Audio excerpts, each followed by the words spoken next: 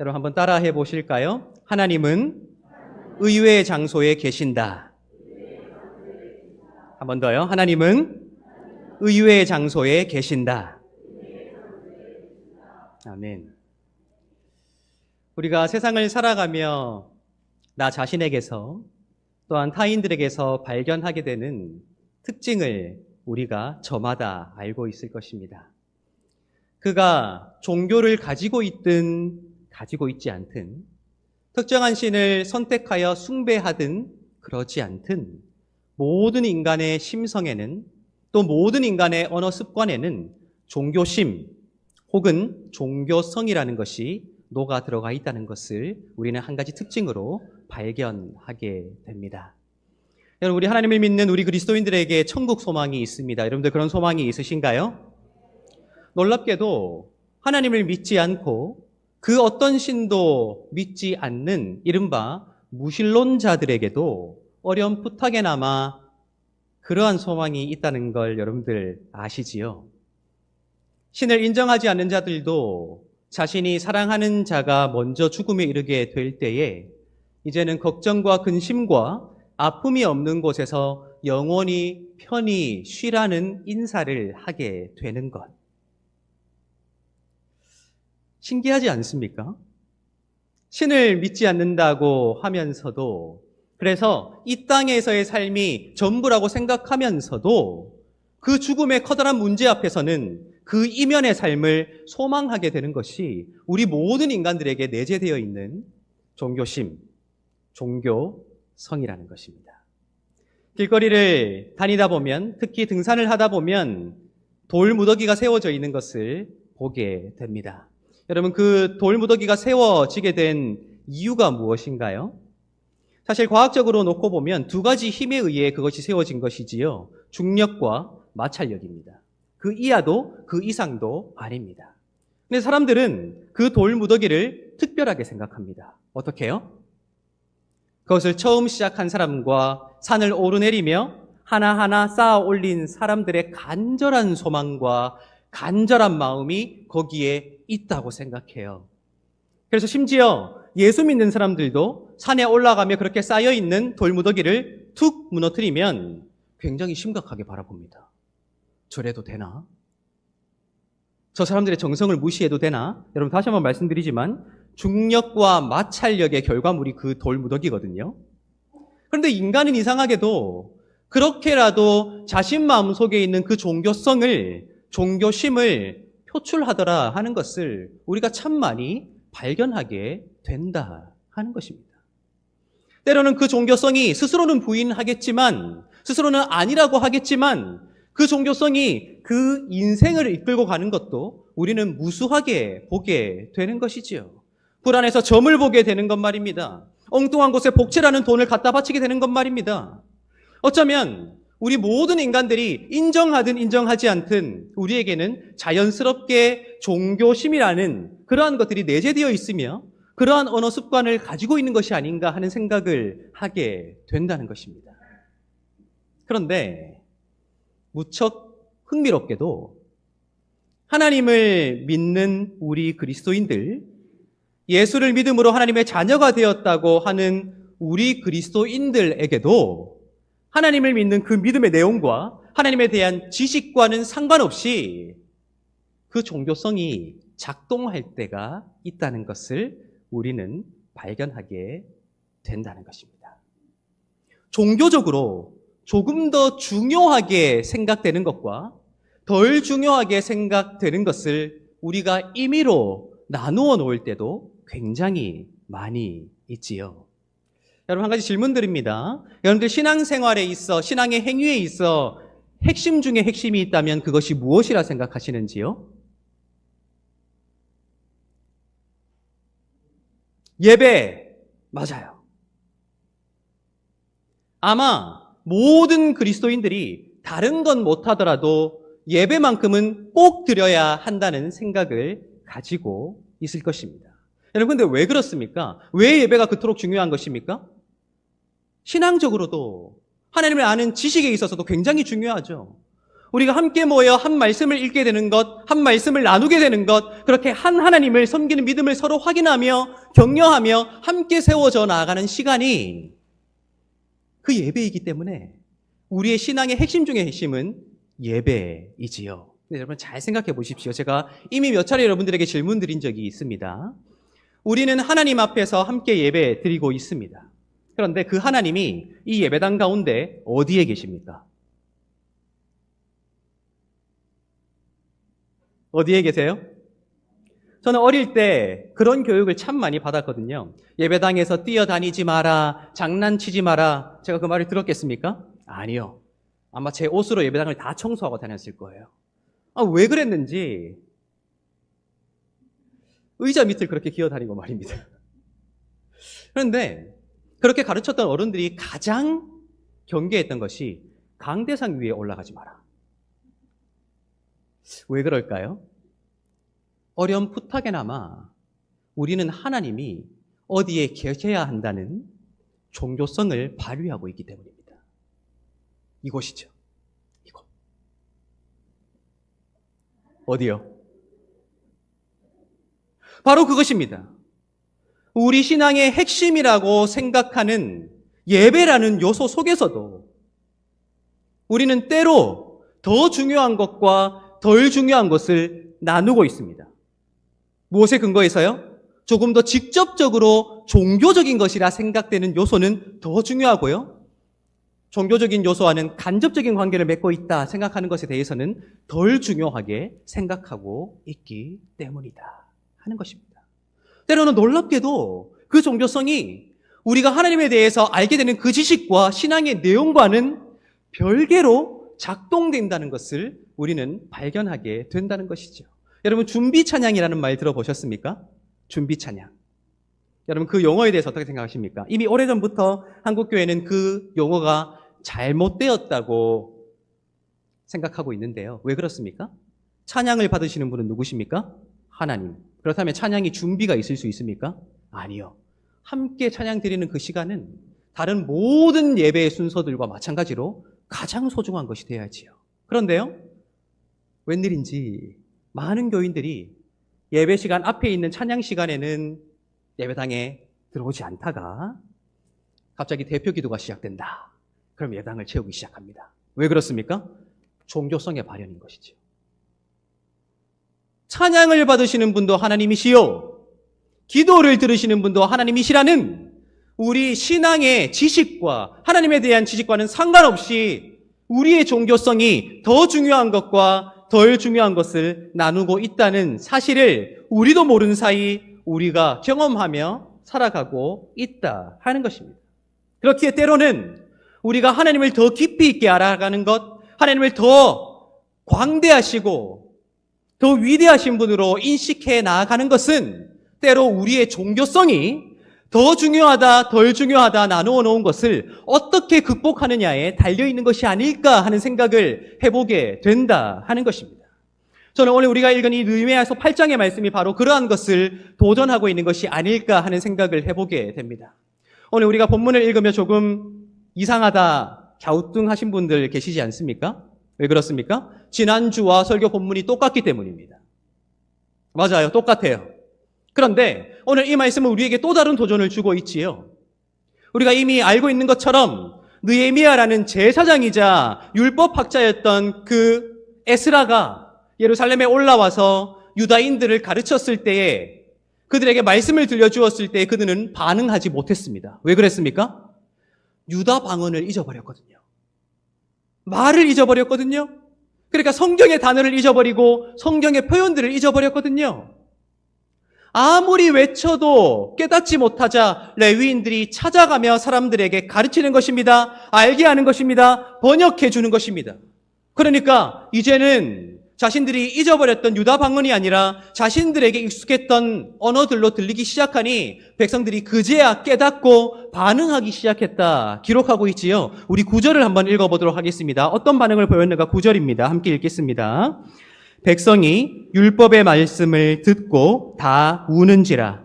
총독 느헤미야와 제사장 겸 학사 에스라와 백성을 가르치는 레위 사람들이 모든 백성에게 이르기를 오늘은 너희 하나님 여호와의 성일이니 슬퍼하지 말며 울지 말라 하고. 아멘. 백성이 율법의 말씀을 듣고 어떻게 했다고요? 어떤 반응을 보였다고요? 다 울었다.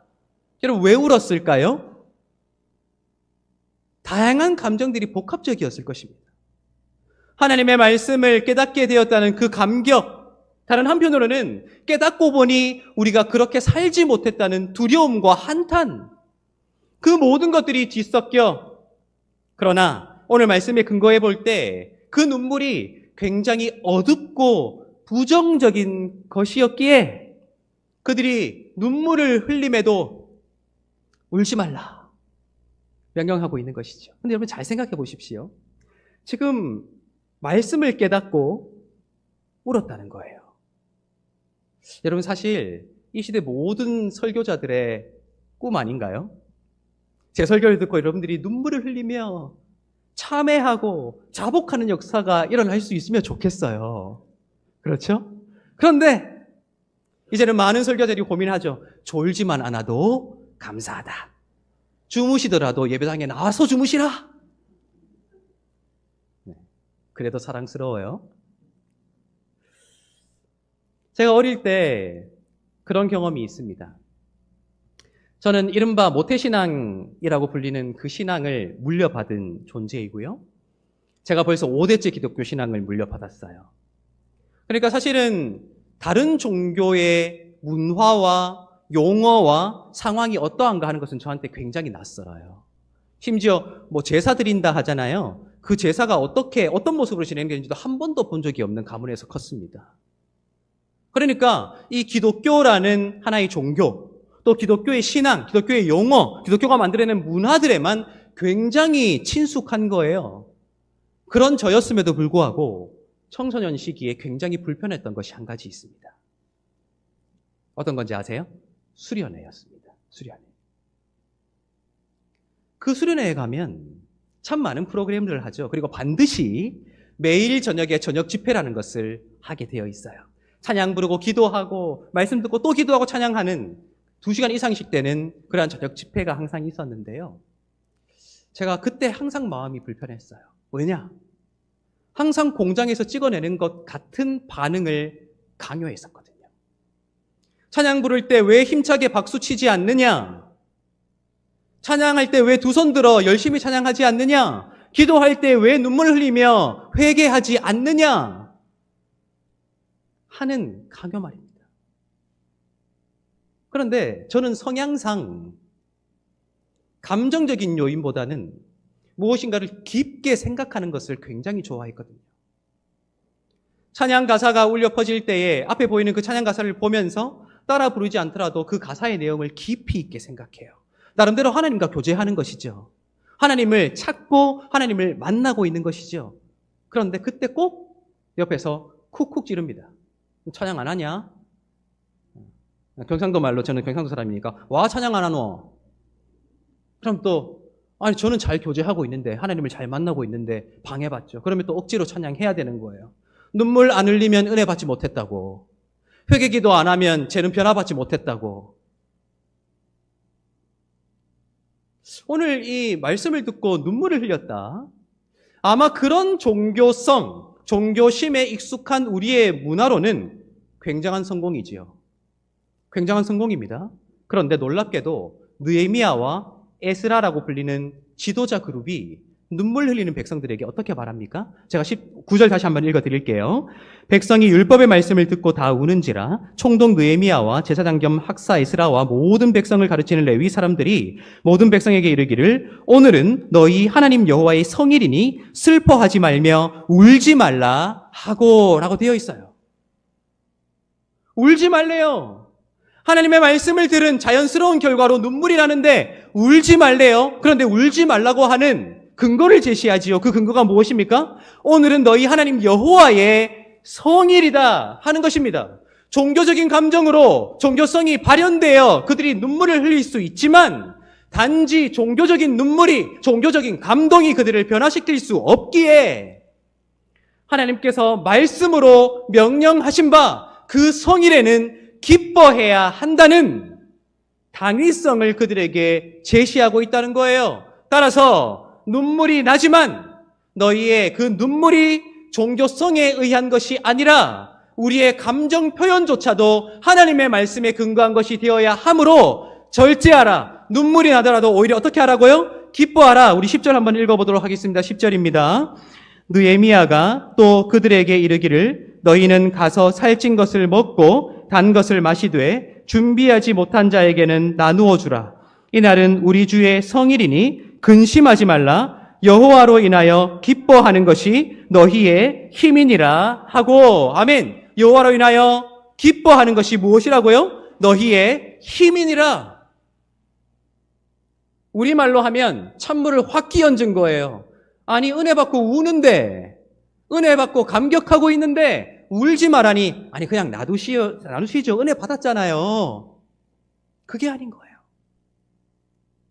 우리가 은혜라는 것을 판단하는 기준도, 그 은혜에 반응하는 기준도 모두 무엇에 근거해야 한다고요? 우리의 종교심, 우리의 감정이 아니라 하나님의 명령에 따라 그 성일에는 기뻐해야 하므로 너희가 살찐 것을 먹고 마심으로 기뻐해야만 한다. 자연스럽게 흘러나오는 감정을 억제하고 절제하고 하나님이 명령하신 감정으로 이 시간을 채우라. 우리 인간의 종교성에는 익숙한 그것을 넘어서서 익숙하지 않은 감정과 익숙하지 않은 방법 속에서도 역사하시는 하나님을 기뻐하는 그것이야말로 우리의 힘이므로 눈물을 거두고 말씀에 따라 기뻐하라 가르치고 있다 하는 것입니다.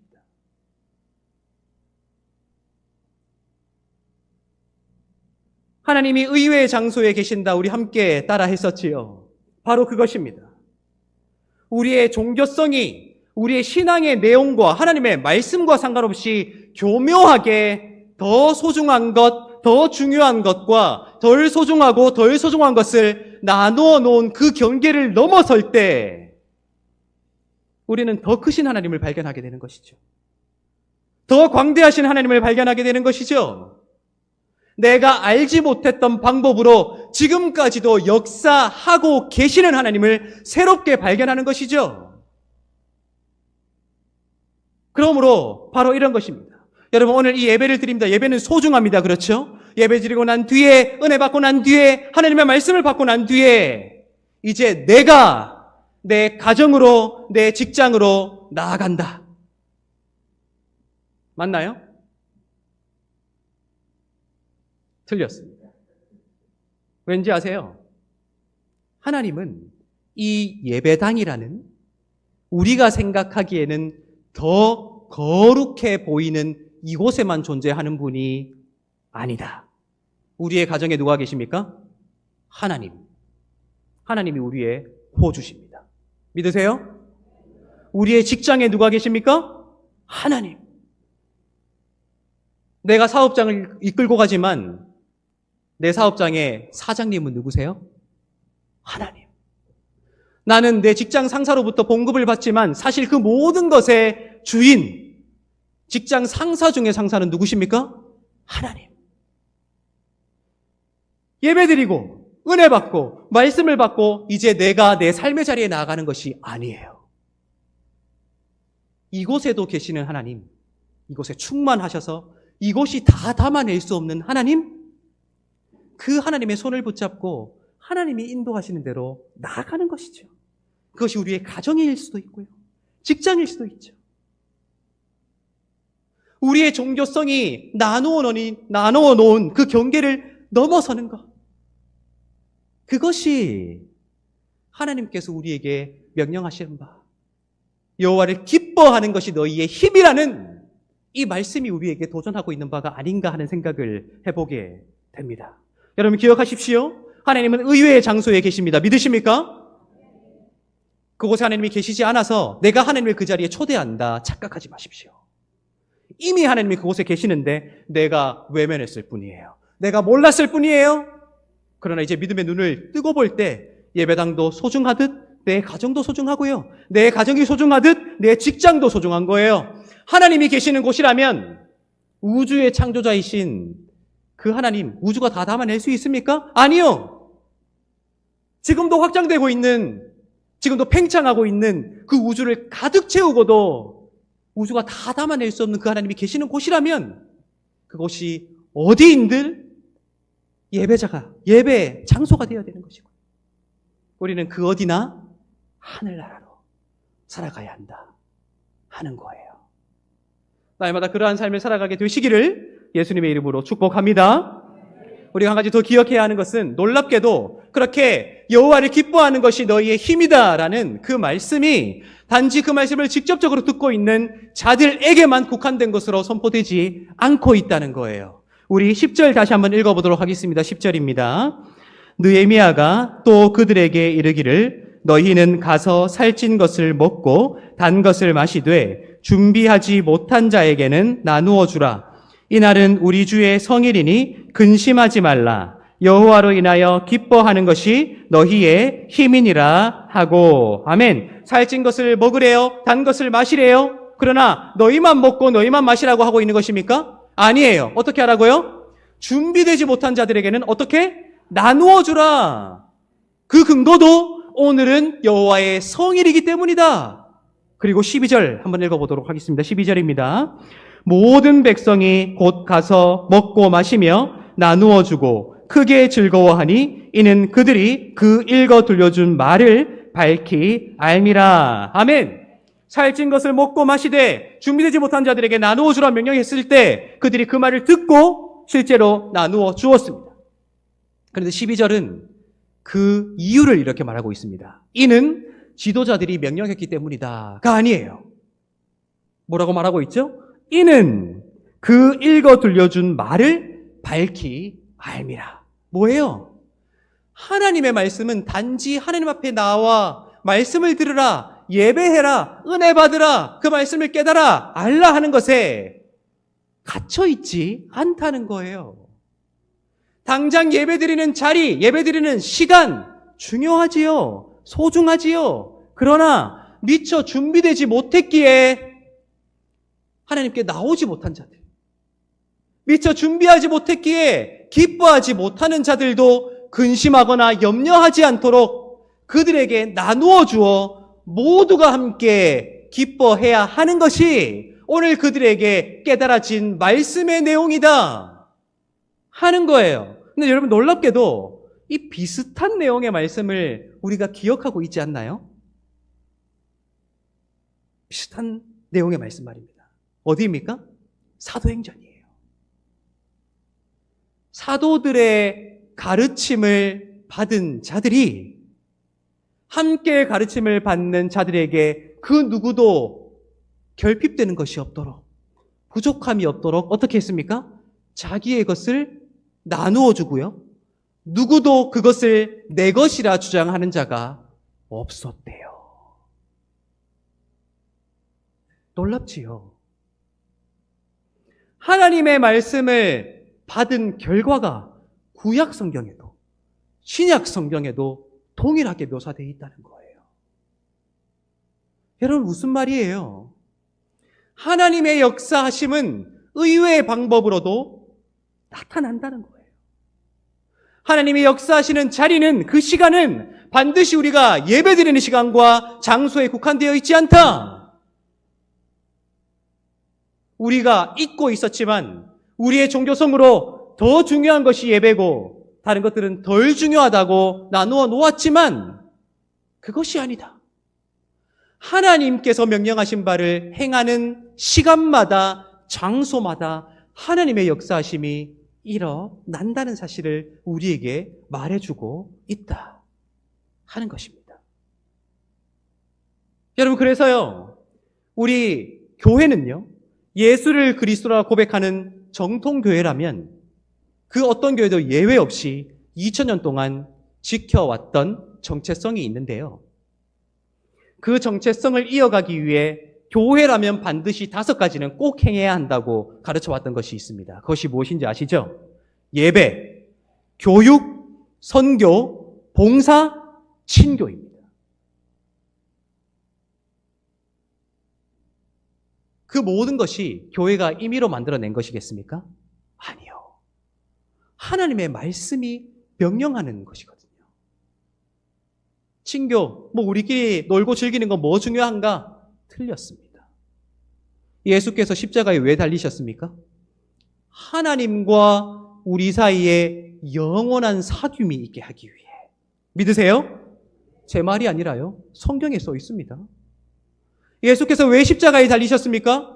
원래 유대인과 헬라인이라는 둘로 갈라져 있었던 그들을 모든 담을 허무시고 하나로 만들어 한 하나님 앞에 친교하게 하기 위해 십자가에 달리셨다. 믿으세요? 제 말이 아니라 성경에 써 있습니다.